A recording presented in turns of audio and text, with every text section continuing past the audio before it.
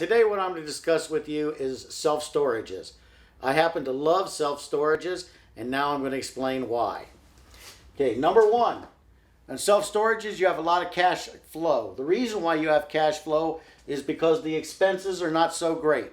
Self-storage has 28% expenses. Apartment buildings are about 50% expenses. So you can see the difference in the cash flow there. On the failure rate, now I got these statistics from somewhere and they shocked me. Self-storage has a failure rate of 8%. Apartments is 58%. Office buildings 63%. And retail centers 53%. So when we're looking at these statistics, it looks like nobody's making their payments there on apartments, offices, or retail centers, which I find hard to believe, but those are the statistics I read. But I do believe the self-storage at 8%.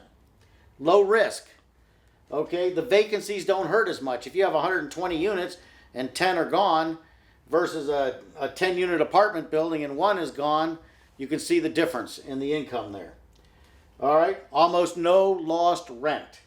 Okay, if you have to evict somebody, you use the lien laws of the state, not the eviction laws like you're doing with apartment buildings or office buildings, etc. You can also remove the tenant's gate code. They can't get in if they haven't made their payments. You can put our lock on their unit. We put a lock on top of their lock, so therefore they can't get in either until they make their payment.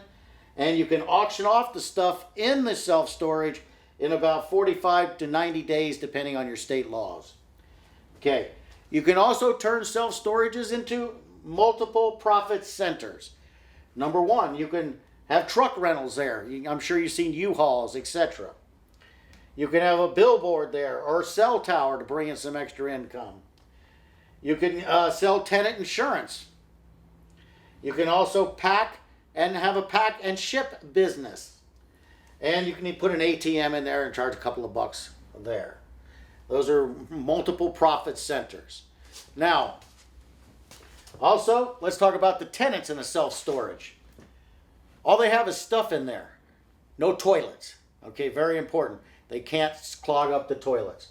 95% of the people put their stuff in there and then they don't come back until they need the stuff, which might be a long time.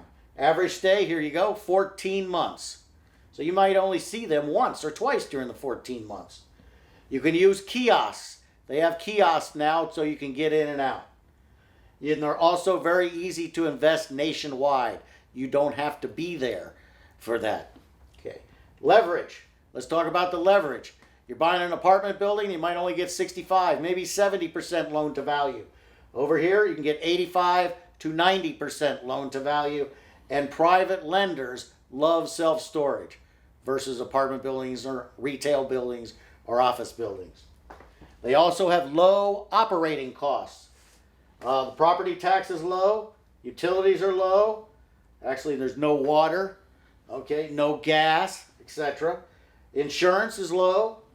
The maintenance is low. Most of the maintenance is on the outside. And you have high income to low expense ratios. In other words, 28% of the expenses in self-storage versus 50% expenses in apartment buildings. So you see that's a lot more cash flow. And 93% of mortgages are current. Now you know why.